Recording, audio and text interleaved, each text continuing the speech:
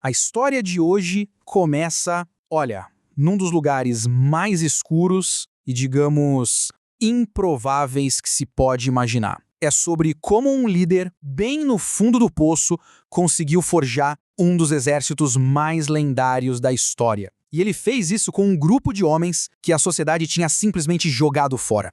Tenta imaginar a cena. Davi, aquele mesmo, o herói que derrubou Golias, agora está fugindo para salvar a própria pele. Caçado pelo rei, ele não se esconde num palácio, mas sim na escuridão de uma caverna. E quem aparece por lá para se juntar a ele? Com certeza não era a elite. Eram os quebrados, os rejeitados. Esse era, sem dúvida, o ponto mais baixo da vida de Davi. Depois de toda a fama, de toda a glória, ele estava ali, fugindo do ciúme do rei Saul. O refúgio dele? A tal da caverna de Adulão.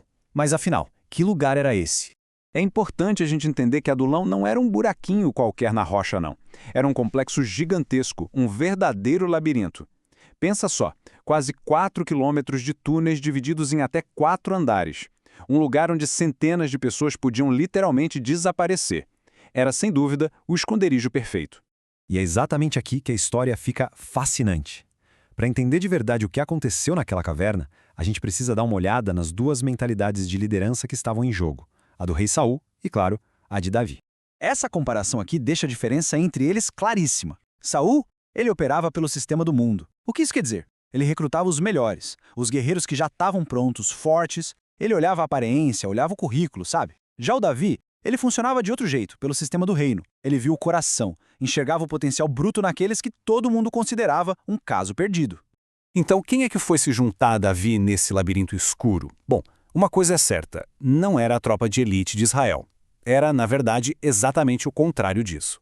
A Bíblia conta que, no começo, uns 400 homens se juntaram a ele. É um número até que grande, né? Mas a qualidade dessa turma, essa era outra história. Olha só as credenciais desse grupo. A Escritura diz que eram homens em aperto, ou seja, com a corda no pescoço, totalmente endividados, e como uma versão traduz, amargurados de espírito. Eram pessoas fugindo dos próprios problemas, desacreditadas, o tipo de gente que a sociedade prefere até fingir que não existe. Uma fonte que analisa essa passagem descreve isso de uma forma brutal, mas muito precisa. Eles eram um peso morto. Sabe aquele parente que ninguém quer admitir que tem? Era esse pessoal. Quando iam embora de algum lugar, os outros deviam pensar, graças a Deus que aquele infeliz foi embora. Esse era o material bruto que Davi tinha nas mãos. Então vem a pergunta de $1 milhão. Como é que esse bando de desajustados se transformou na guarda de elite de um rei? A resposta está num princípio de transformação que uma história incrível nos ajuda a entender. Um homem que já tinha vivido na rua, no vício, contou a história de um pastor que o acolheu. Um dia, eles acharam um cachorro sarnento, magro, só pele e osso, que todo mundo desviava. O pastor pegou o bicho, cuidou. Meses depois, ele mostrou para aquele homem um cachorro lindo, saudável e disse: esse cachorro era você.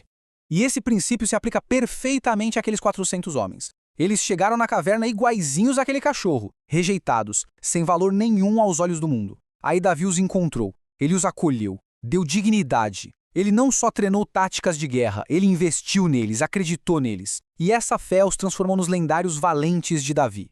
E essa transformação não foi só superficial, não.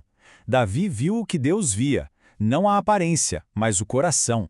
Ele não olhava e via um endividado, um amargurado. Ele via um guerreiro em potencial. E ao dar a eles um novo propósito, ele, na prática, deu uma nova vida para cada um. E o resultado dessa liderança tão transformadora? Bom, foi simplesmente espetacular. Vamos avançar um pouco na história e ver como essa jornada termina. A trajetória completa deles é algo extraordinário. Começou na escuridão como fugitivos. Dentro daquela caverna, eles foram forjados. E não só com espadas, mas com propósito, com identidade. E o fim da história, eles não estavam mais se escondendo. Eles estavam marchando em plena luz do dia, entrando na capital como os homens de confiança do novo rei de Israel. Pensa só nesse contraste. Os homens que a sociedade descartou entraram numa caverna como um bando de ninguéms e saíram de lá como o exército que ia estabelecer um reino. Isso mostra o poder de enxergar potencial onde mais ninguém consegue ver. E isso tudo deixa a gente com a pergunta, né? Quem são as pessoas, os projetos ou até as situações na nossa vida que se parecem com aquele bando de desajustados na caverna? Aquilo que o mundo talvez olhe como um problema, um endividado, um caso perdido, talvez seja só um futuro valente, esperando por um líder que consiga enxergar o coração.